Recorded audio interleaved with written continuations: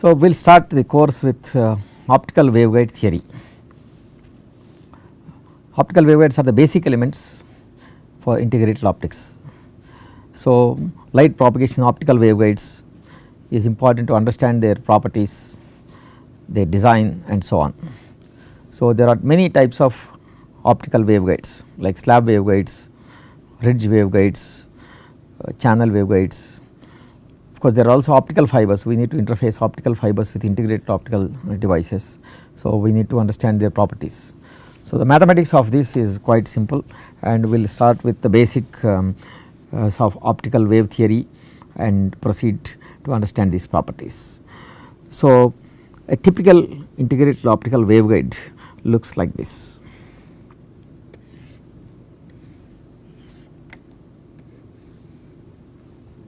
You have a substrate of some material like glass, and using lithography, which we will see later on, we can create regions where the refractive index is high like this. This is a typical optical waveguide called channel waveguide.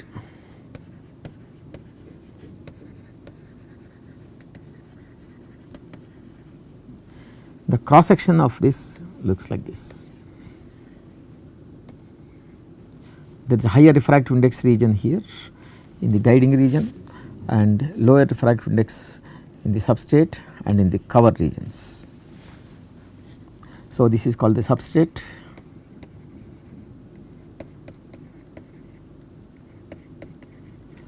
This is the guiding region.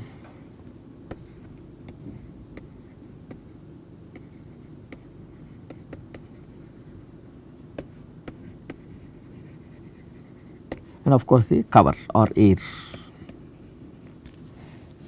So, this is called a channel waveguide. Typically, this can be formed on a glass substrate by ion exchange into it. As the typical glass consists of sodium ions. You can exchange sodium ions with silver ions to create higher refractive index.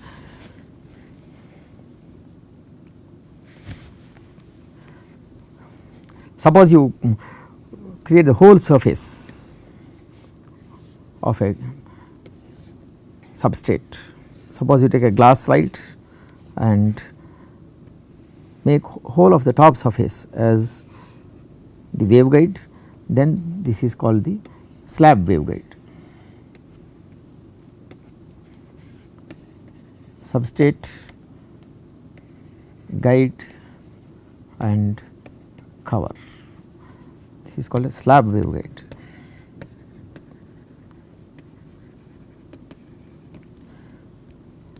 So, here the whole top surface is the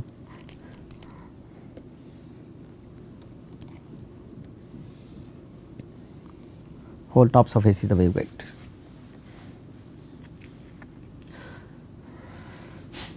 So,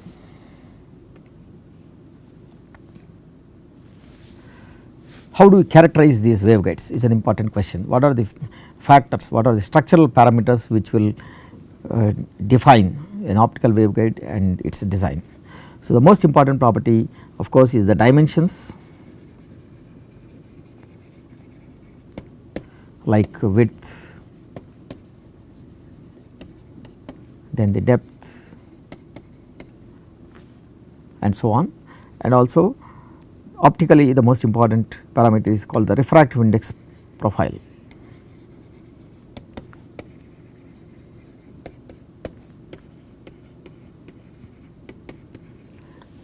As you have observed, the refractive index varies with the dimensions, and we can represent it using n, x, y, where x and y are the coordinate axes.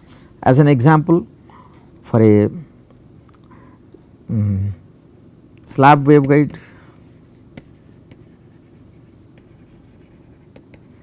we can say, suppose if it is can be drawn like this, and you can say the refractive index is n1 in the guiding region, n2 in the substrate and n3 in the cover, and we can draw the refractive index profile as follows. If this is the x axis, this is the n is a function of x, and it has got a refractive index of N1 in the guiding region and N2 in the substrate region and N3 outside, the refractive index profile looks something like this. So, refractive index profile is variation of the refractive index with dimensions. In the case of a channel waveguide, we can represent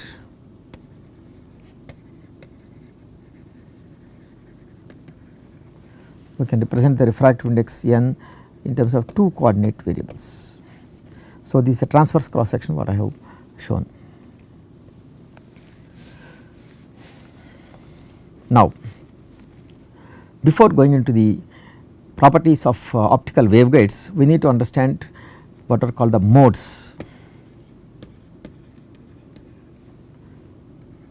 of optical waveguides.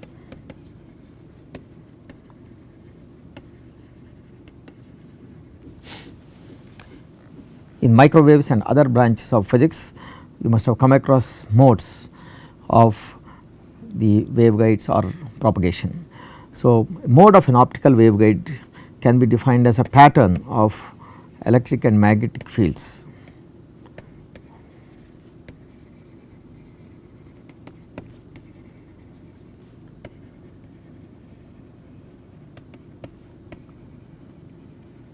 We know the light is electromagnetic wave and has got electric and magnetic fields which are governed by Maxwell's equations.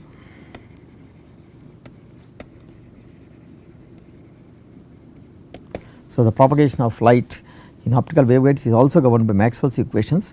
We need not go into the Maxwell's equations right now, but we know that a wave equation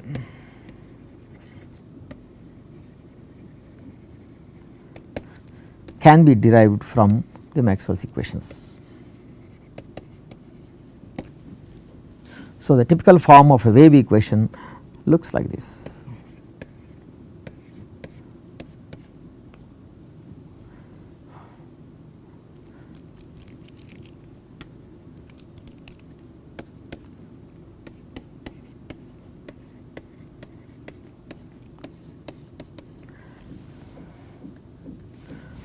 So, where psi is the wave function representing any of the fields, electric or magnetic field components, and v is the speed of the light in the waveguide.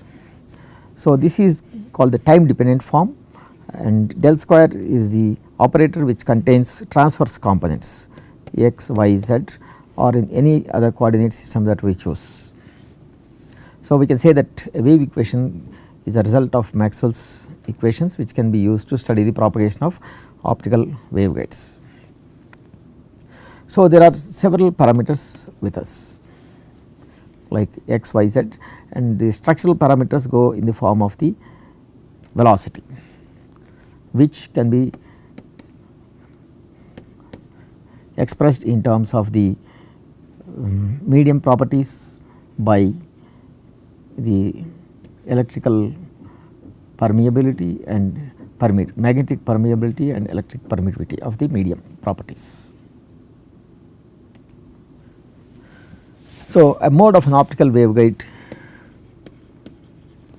can be defined as a pattern of electric and magnetic fields which can be obtained from the wave equation, and we talk about the wave propagation in terms of harmonic fields.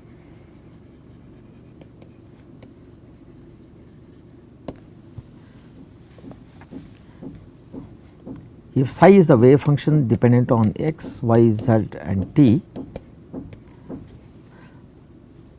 we can study the properties of the waveguides in terms of a harmonic field defined as having a single frequency.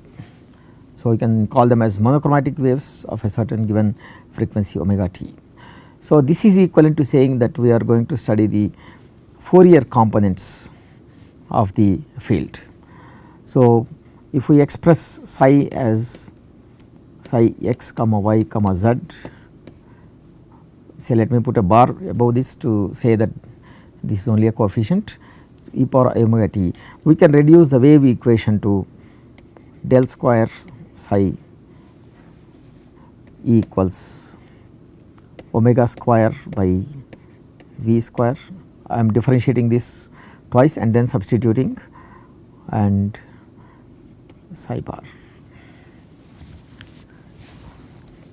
We can also express the velocity in terms of frequency into the wavelength, and reduce this equation further to, let me put, velocity is c by n, where n is the refractive index of the medium, and the wavelength multiplied by the frequency will give the velocity and divided by n, and after a little bit of manipulation we can reduce this to psi square plus k 0 square n square psi equal to 0.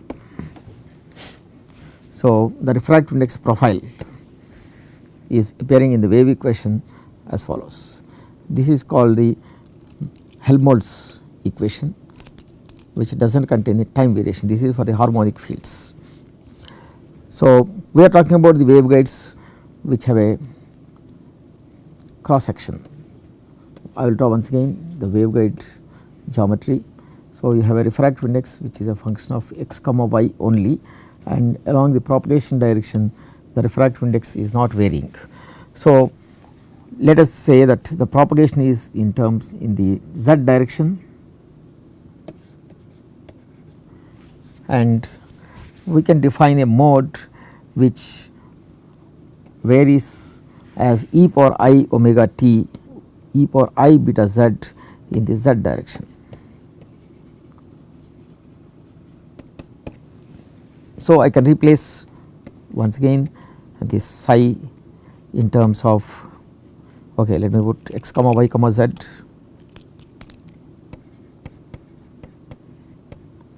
as going a psi. I will use another symbol psi tilde x comma y into e power I beta z.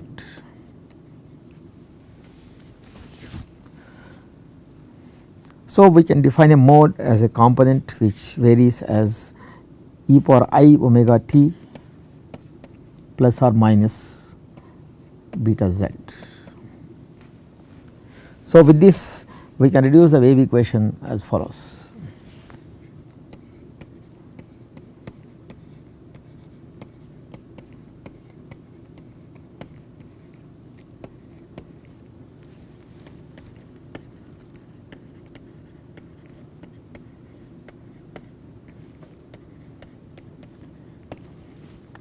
So, I am using the same notation, ignoring the tilde and bar placed above psi. So, the psi represents the mode field,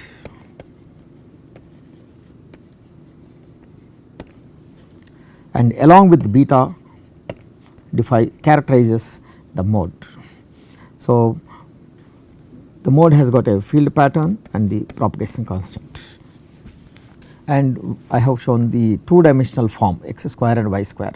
For a channel waveguide you have both the components, and if we are talking about a 2D two dimensional waveguide like a slab waveguide, we can ignore one of the variations like y. Then for a 2D waveguide we can reduce this to d square psi by dx square plus k 0 square n square minus beta square multiplied by psi equal to 0. Just to remind that n is the structural parameter which varies with the x or y. So, the problem is to solve for the wave function as well as the propagation constant simultaneously. So, let us take an example and try to solve this for a typical example. Before that, as we know, the electromagnetic fields inside the optical waveguide has many components, x component, y component, z component and so on, and electric fields Ex, Ey, Ez and Hx, Hy, Hz. In principle all the components can exist and can be important, but it is possible to reduce the study of optical waveguides to a single component. Sometimes if you are not interested in the polarization issues etc., the basic properties of optical waveguides can be studied using what can be called as a scalar theory.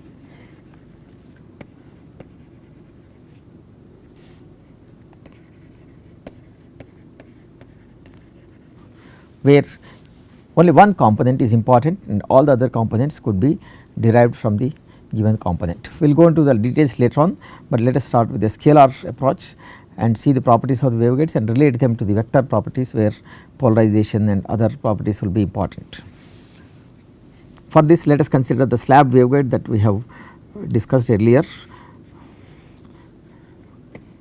For slab waveguide,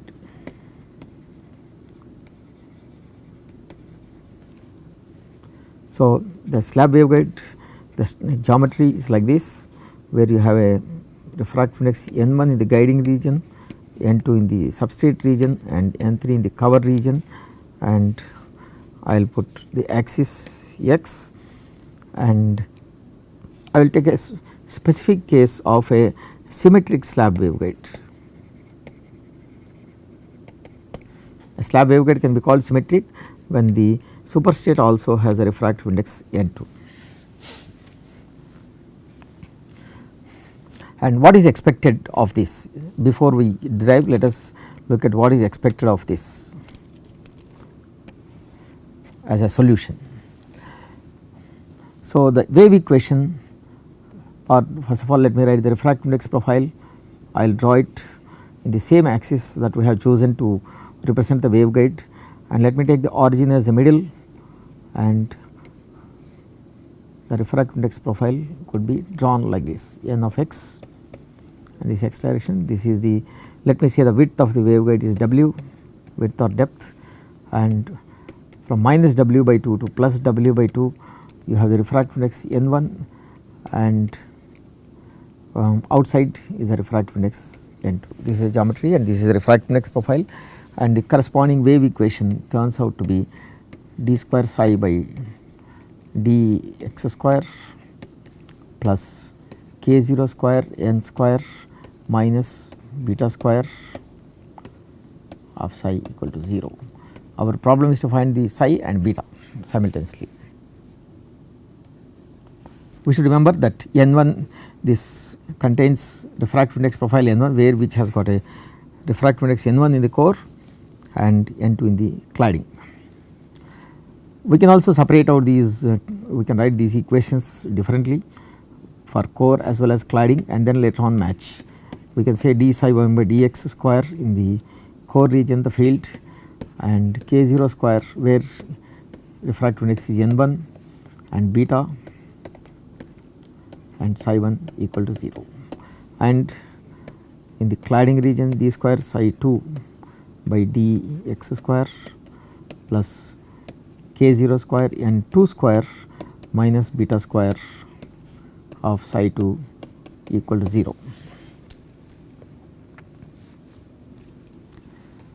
So, we have written the, we have split the wave equation into the core region and cladding region, but we should remind that the psi is a composite function having some value in the core and another value in the cladding, and refractive index also having a different values in the core and cladding, but the beta, the propagation constant, belongs to the entire waveguide and wave propagation. So, we can, the form of the equation is familiar. Suppose we replace the constant. Now n1 n2 are constants appearing as k and alpha. Let me define as k square and alpha square, where k square can be defined as k 0 square n1 square minus beta square. Okay, I do not need to put again this.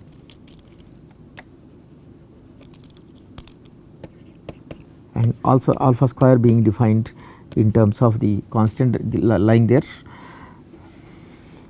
I will define it as a negative parameter. I will explain why it is negative, k 0 square and 2 square minus beta square, negative sign. So, if the equation inside the core is d square x square by d square psi by dx square k 0 square n or plus k square psi equal to 0. Then we know this is the equation for a simple harmonic motion, and we know the solutions in terms of the trigonometric functions psi of x as a sin kx plus b cos kx. So, this represents a field which is oscillating along the x direction. We can write similarly the typical solution for the cladding region, and we see that instead of k there is an alpha, and if alpha is positive then we can expect an oscillating solution inside the core and cladding also. And if we choose alpha to be negative, or if we choose beta such that k 0 and 2 square is less than beta square, then alpha is negative, and we can represent a field in the cladding in terms of the exponential fields, exponential rising and exponentially decaying fields.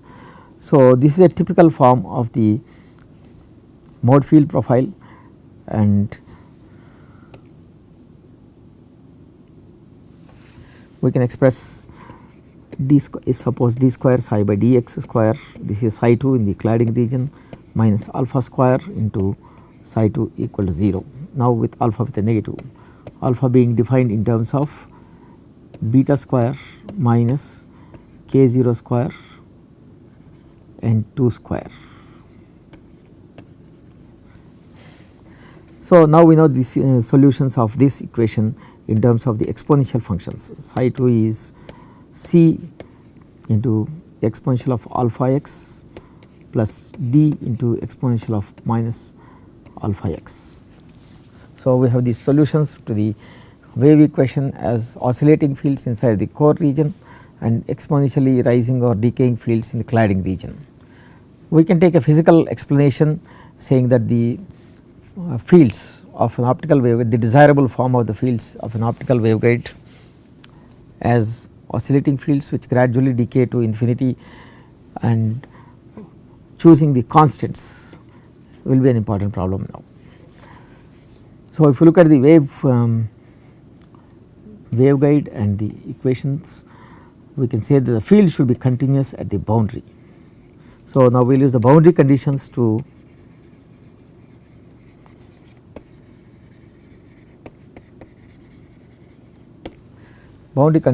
choose the parameters or the arbitrary constants appearing in the equations.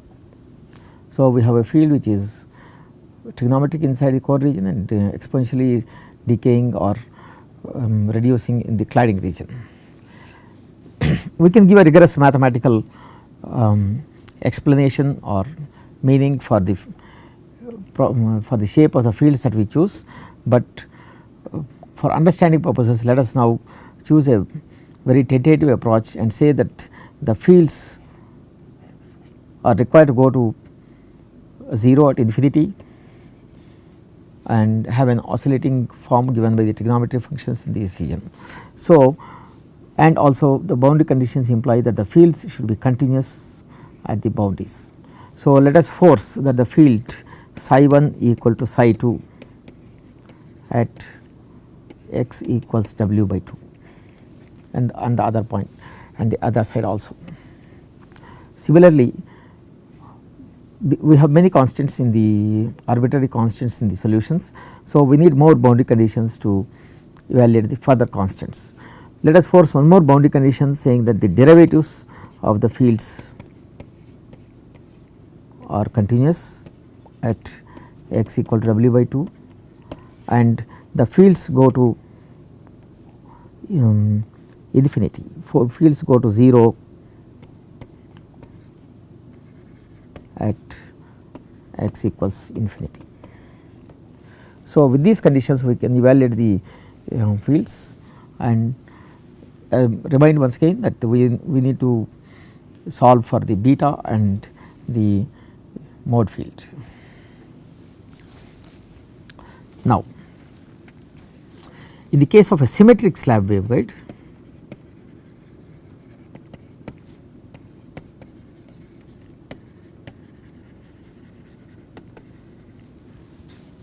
in the case of symmetric slab waveguide, we can expect two types of modes.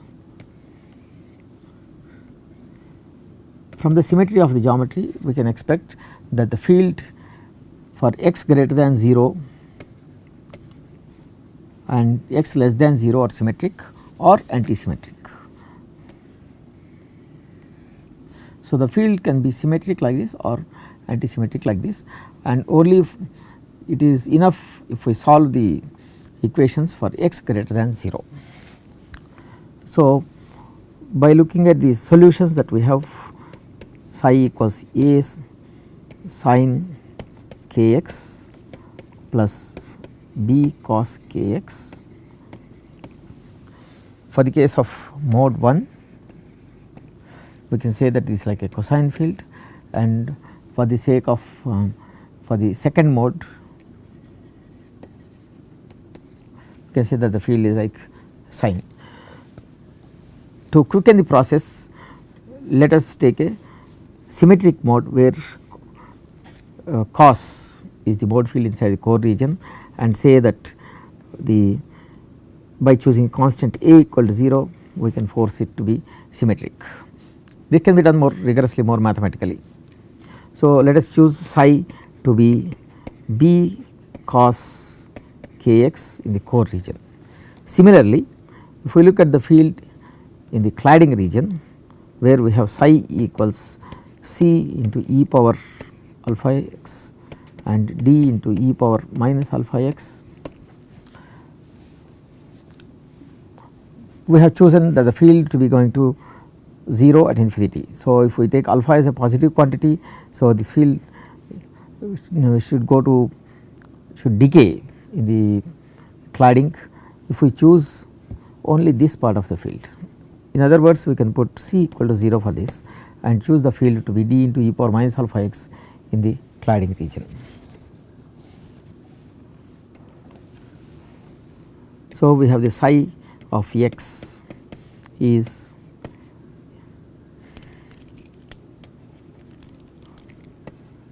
b cos kx for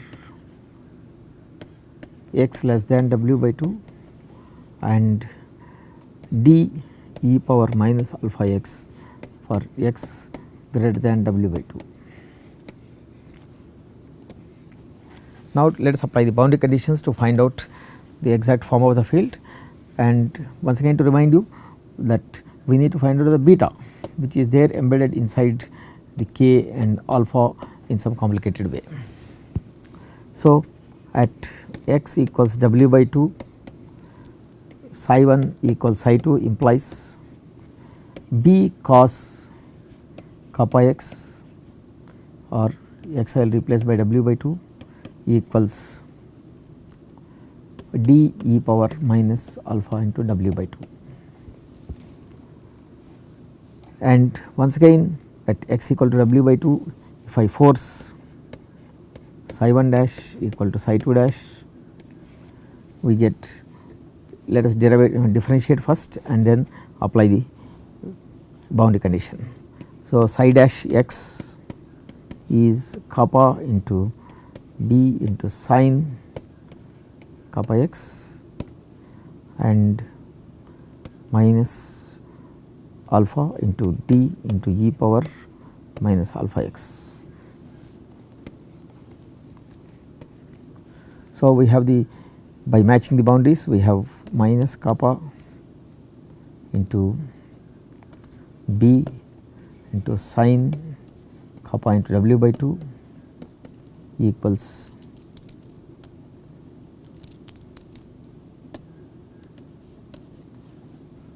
minus alpha into d into e power minus alpha x.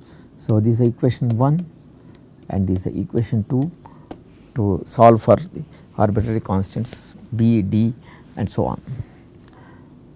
So, from the first equation I can say I can find out one constant d to be equal to e power alpha into w by 2 into cos kappa into w by 2. We can use up the first equation to find out, to eliminate one arbitrary constant d. We can use the second equation along with the first equation to eliminate the other arbitrary constant b, but one of our choice, one of our intentions is to find the beta which is embedded inside the alpha and k. So, we will use, instead of eliminating the arbitrary constant, we will use it to find out the expression for the beta. So, by looking at these equations we observe that on the left hand side and right hand side we have the arbitrary constants b and d. So, we can eliminate this b and d by dividing one equation by the other equation. So, by doing so we get, I am dividing the equation 2 by equation 1, we get k into tan k w by 2 equals alpha.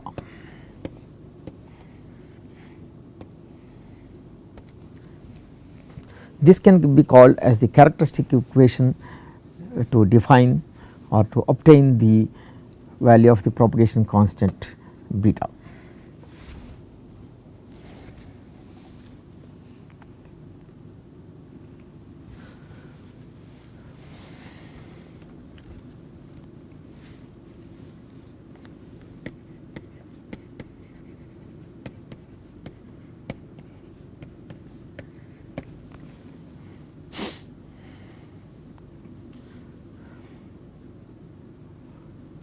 So, this equation is a transcendental equation.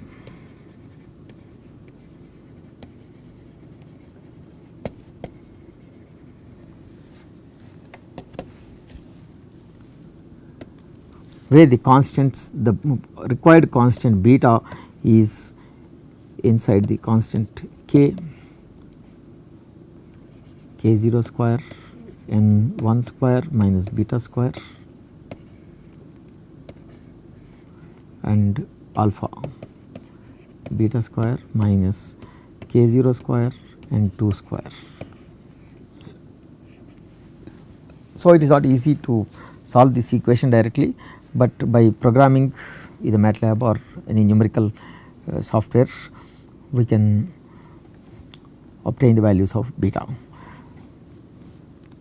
Before we go further, let us interpret this equation and how we can solve this graphically.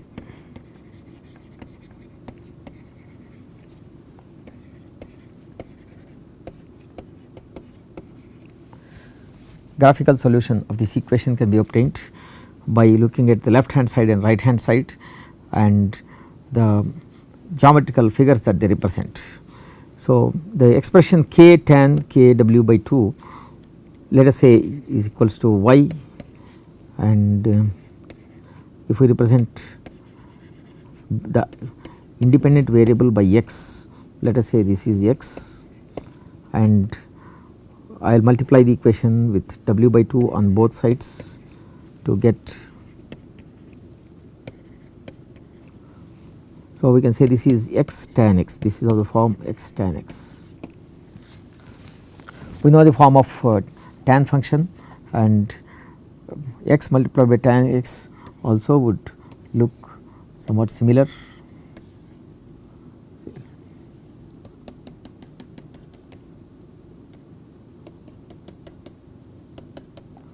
This is a form of the tan functions, or I should use a different variable, fine, even though I have used x for the other variable.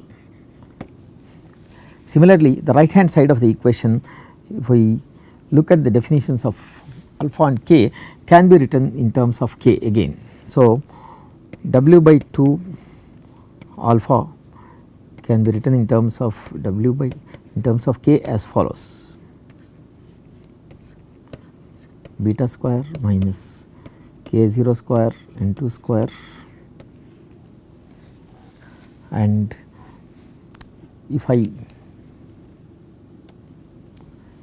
add k square and alpha square, I get k0 square n1 square minus beta square plus beta square minus k0 square n2 square. So, the plus beta and minus beta can cancel and say that k0 square n1 square minus k0 square n2 square, or k0 square into n1 square minus n2 square. So, I can say, and multiplying by w by 2 on both sides, square of it,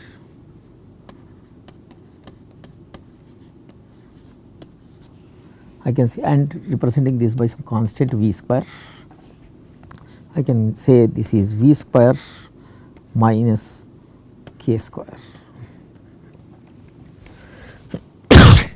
where the constant v is defined in terms of k0 square into w by 2. Now, square can be removed, w by 2 into square root of n1 square minus n2 square.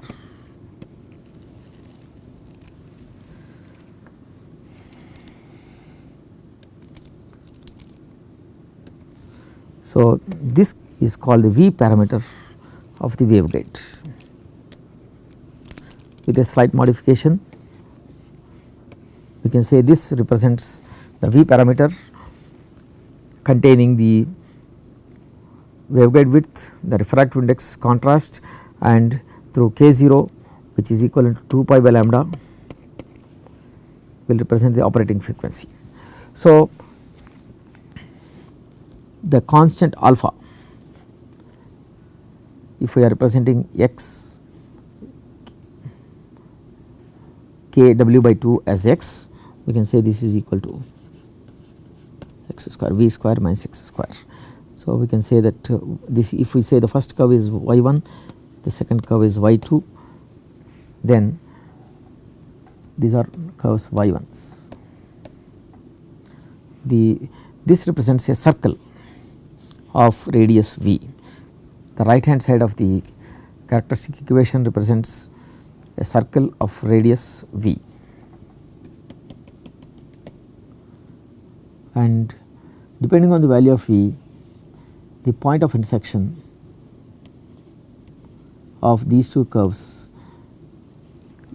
represents the solution. That is how we can obtain the solution to this equation graphically. Draw the graph of left hand side and right hand side with normalized parameters like x, and then find the point of intersection, and from the value of the solution, the x, we can find out what is the value of beta. So, from this expression we have said that k w by 2 as x.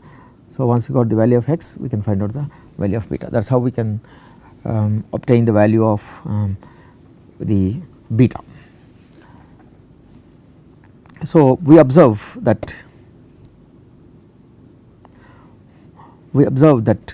the radius of the circle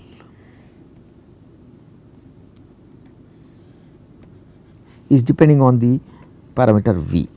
So, v is the parameter which will define how many points of intersection we have. If the radius is bigger, this will intersect the left hand side curve at more points, and we can say there are more solutions.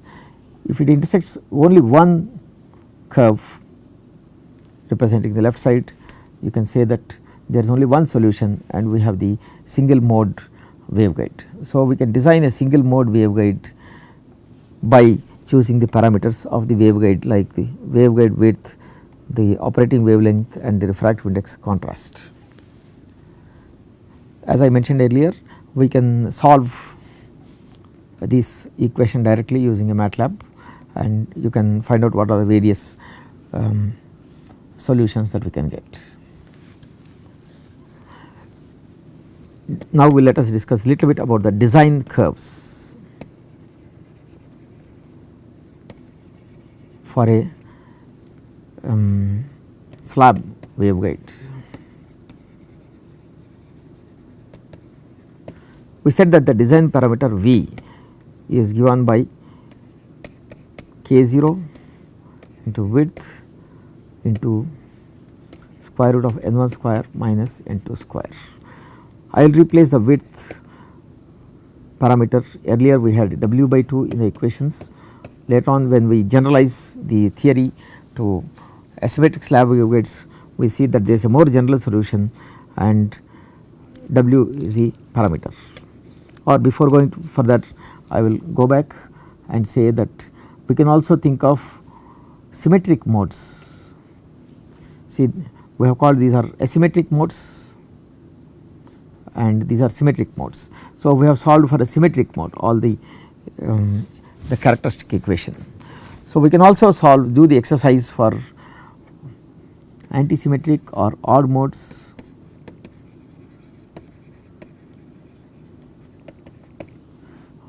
modes by choosing sin kx instead of cos kx. We may end up in having cot theta instead of tan theta.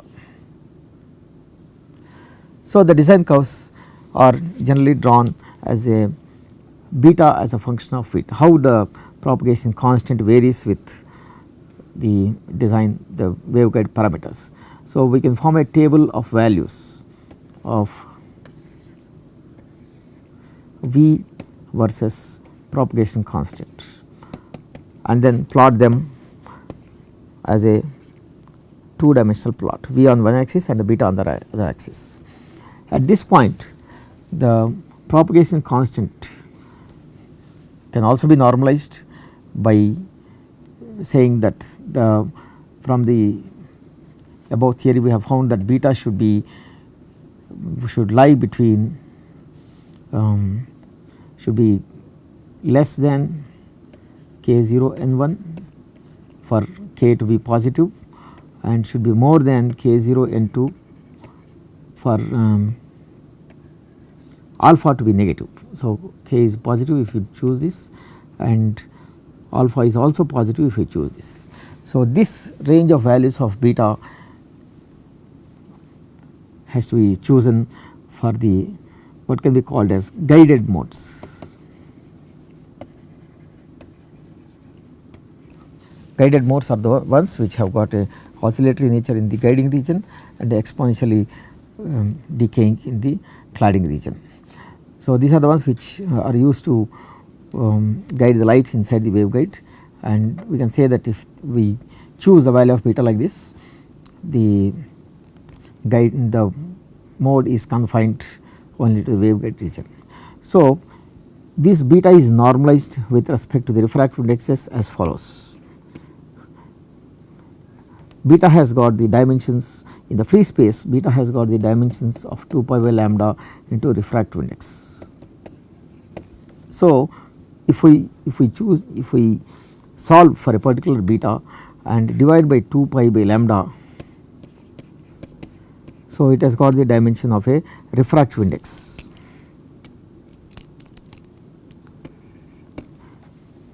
But as we see from this expression that beta lies between k0 and n1, and we can expect this eta this n to be lying between k0 n2 and k0 n1. So, and we can call it as an effective refractive index of the waveguide.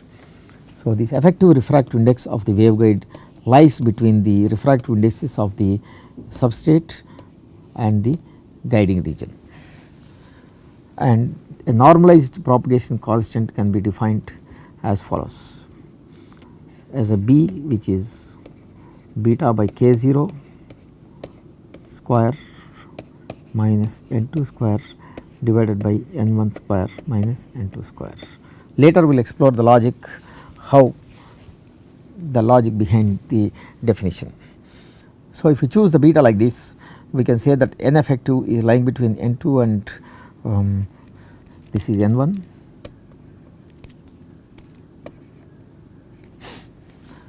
and so the beta will lie between 0 and 1,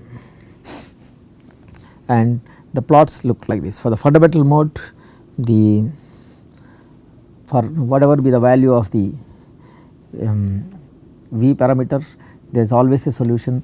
So, we can say the fundamental mode always exists and starts at origin, and as we increase the waveguide width or the refractive index contrast or the frequency, you can say that it saturates towards some particular value. It looks like this.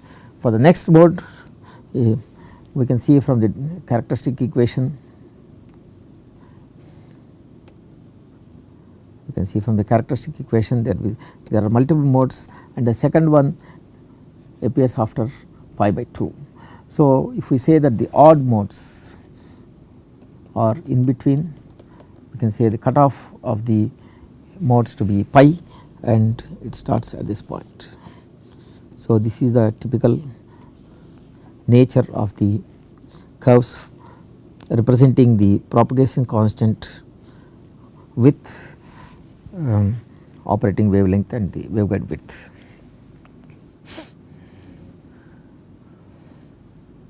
So, we will take up the discussion about the waveguides further when we go to the next exercise on the asymmetric slab waveguides.